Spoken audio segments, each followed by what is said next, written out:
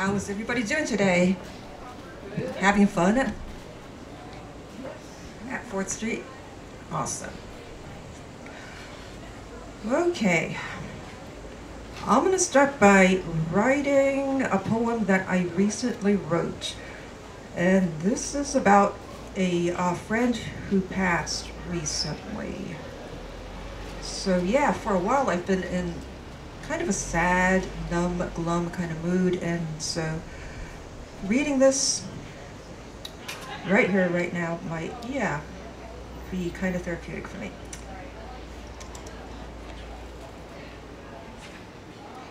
It doesn't have a title. It goes like this. Jason, I'm writing a poem about you in a hotel room. Neither starving nor hysterical, nor naked. Just contemplating.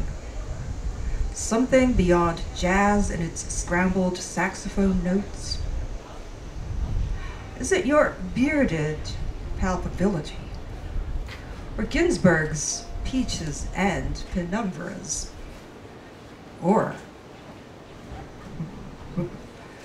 Reservoir Dogwood's rhythms, sampling a kiss lyrics about the forever party culminating in angelic hipster hangovers.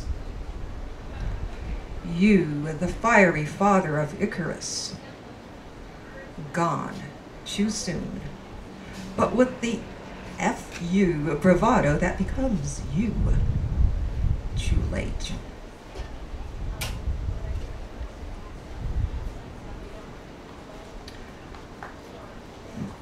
All right, so I will go on to read a number of poems from my Green Roses Bloom for Icarus hard copy. This is my first full-length collection, and it's going to come out from Roadside Press on October the 1st of this year, so I'm really looking forward to that. And it looks like this. I really like the cover.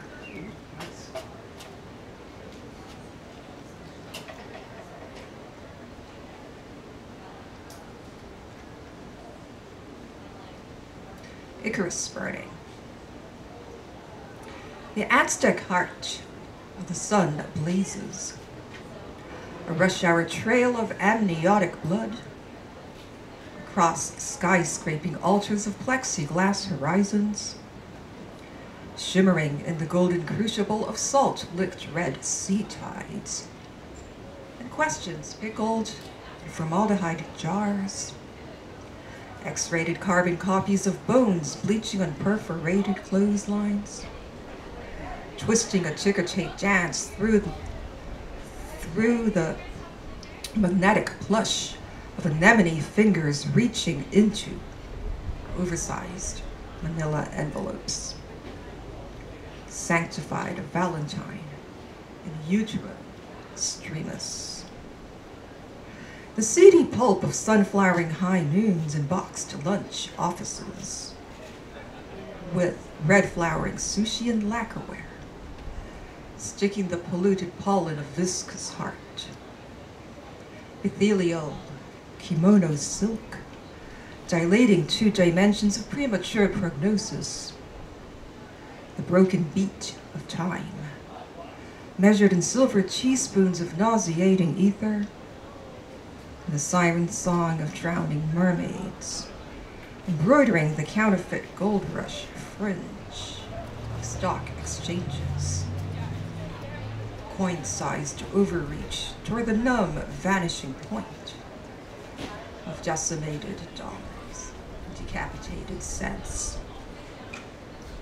And Icarus minted in accolades of green, plunging into the copper plate sea of acidic tears, waxing toward the boiling point of the Hudson horizon of disheveled trees in Riverside Park. Sinking suns and new moons giving new birth to the fallen stars in the debris of night. The harlot's jewel case flung open at the neon feet of commuters surging through the turnstiles. Roiling mass of Nikes and rollerblades and avian limbs, winging home on spiked Gatorade. Jelly lights splintering through the fluorescent eyes of the nymphomaniac caravan, needling through the needy night, murmurous with the junky scroll of graffiti incantations rumbling through the groins of iconoclastic acolytes, green with gangrenous envy and burning bile. The new apocalypse squeezing through the tin-foiled undergarments of transvestites chewing on tinsel gum wrappers and gunshot wounds, bleeding a stigmata of spare change and jangling eyes, begging the bony hand to cast a jaundiced benediction of swiny pearls, twining rosary beads of perspiration through the tangled traffic of funereal arteries, oozing a green blood and light through the Eustachian tunnels, and the bloodshot eye vessels blinking on jewel-strung highways, and AM radio static crackling through the dark, a flying night at ground zero below sea level.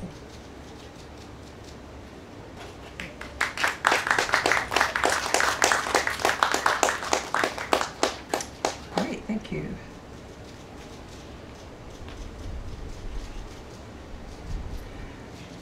Here's another Icarus poem, Icarus Superstar. No longer the most distant star from Earth, superseded by Earendel, newly discovered. Yet, Icarus remains burning, a blue supergiant, larger and brighter than the sun. Billions of light years away from our blinking eyes, unexpired specter. Green Icarus slides into blue along the slippery light spectrum, waxing toward red light. Districts of the mind reimagining corroded pennies. Superstardom was within Icarus's coin-sized overreach, till he became the flipped bird itself, subversive, obscene signifier, drowning in the green sea of envy, a superseded, scratched out asterisk.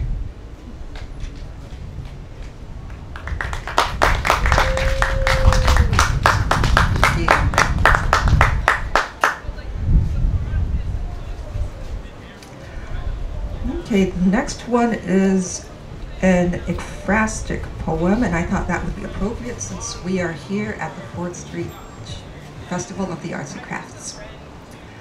It's called Icarus Ekphrasis. In Louis Parsons' oil painting, Icarus is already a ghost, a white chalky form floating against a night blue sky, bleeding pink rose petals and hurling stars, scratching away paintbrush errors and afterthoughts beneath, dense layers of roiling blue and rust-colored paint, earth-colored wings to gird the ghost, bleeding his way out of Crete before the cruel sunrise, the secret greening of Aegean sea waves, curling into frothy roses beneath the ghostly feet. Pale vertical streaks streaming from oversized wings, viscous tears and eye wax, a flutter of eyelashes, and startled birds.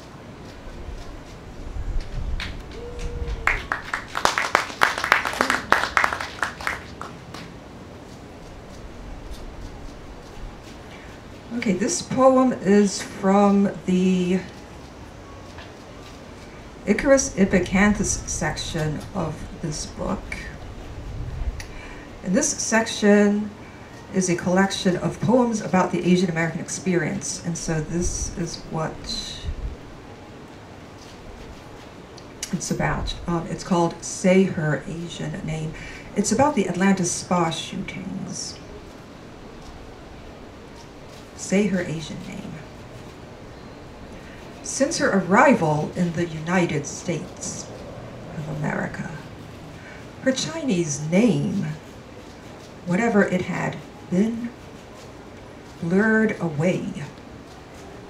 A smudged sequence of ink brushed ideographs, signifying sound, butchered by tripping anglicizing tongues, lopped into bite-sized ching-chong onomatopoeia, off-key sing-song syllables, two Zen hands clapping.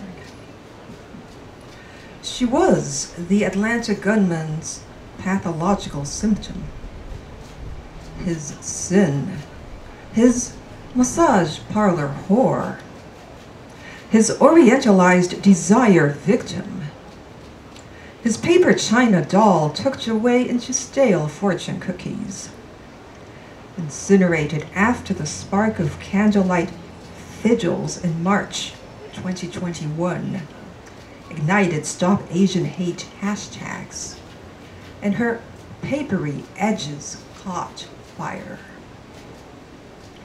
The Asian American dream gunned down. No mountains of gold. Chinatowns oozing away, gliding glossy tourist pamphlets, sticky with chop suey fingerprints. Even now, she has no real Chinese name. Maxine Hong at Kingston's no-name woman. The spectral signifier rising from Phoenix ash. So say her Asian name, her no-name woman's name. Xiaojie, Emily Tan. Xiaojie, a Mandarin prefix in slang for prostitute. Emily, a whitewashing, parenthetical afterthought. She is the ideograph slipping away toward the lexicography of new hashtags. That smudgy marginal gloss, that drop of coagulated vigil candle wax. Paper, money burning for the unappeasable gods, squatting on gold mountains.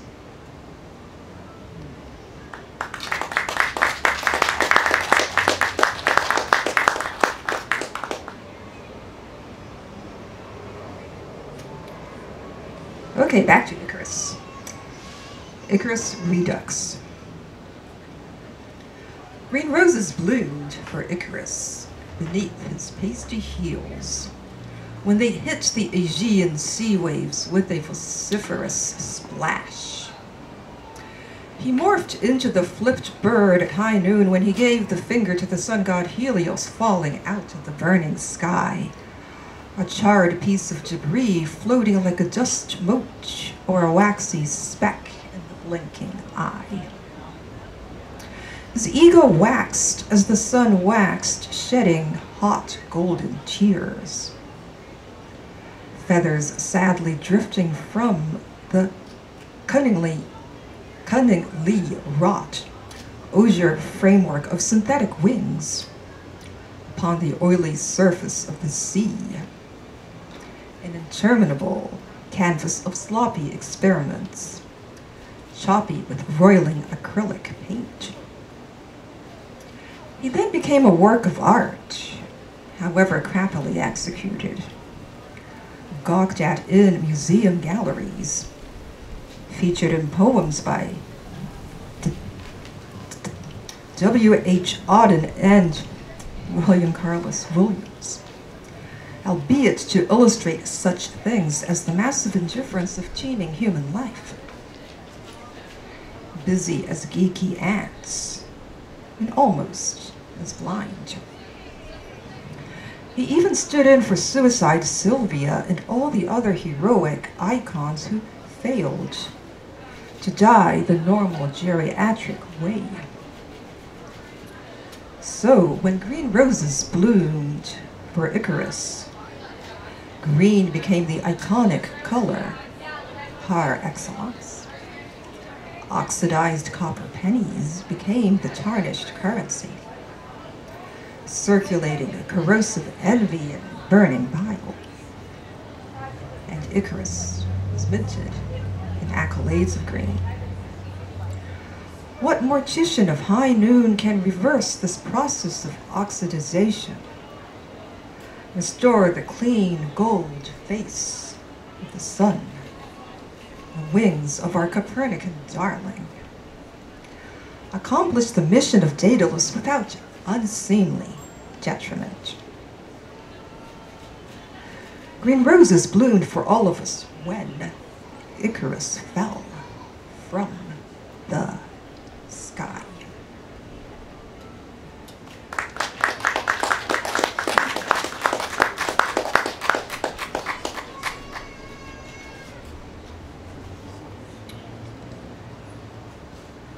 Okay, I'll keep reading my Icarus poems. And by the way, if you're curious as to how Icarus functions throughout this collection of poetry, I have reimagined the classical mythic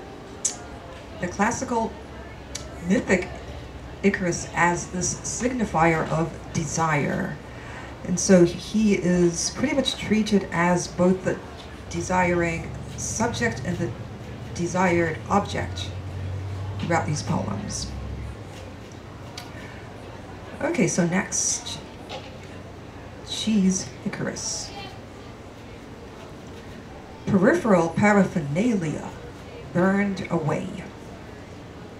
Icarus is the cheese that stands alone, porous like Swiss, greening like gorgonzola, sun-grilled, sandwiched between sky and sea, melting into tailless tuna in the oily Aegean. MC Escher convergence of fish and bird.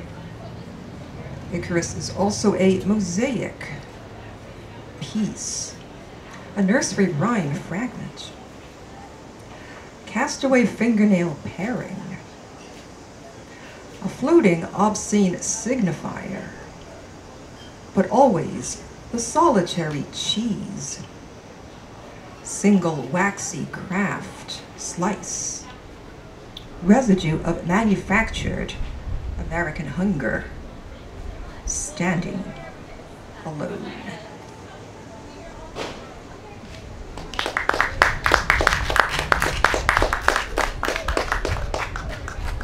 Okay, and I will close with one final Icarus poem. This title was inspired by Tony Brewer, who is the executive director of this spoken word stage. It is called Icarus Obverse. If Icarus were minted on a greening penny, its obverse would be a flipped bird. Icarus sprouting fragile wings from sloping shoulder blades, shivering beneath the sun's hot scrutiny. Icarus giving the finger to his father and to the sun god Helios. Icarus was that finger itself, stroking the raggedy edge of the Aegean sea waves, planting accolades in unlikely places. The other side of the flipped coin is always greener than its coppery obverse. Icarus burning. Thank you.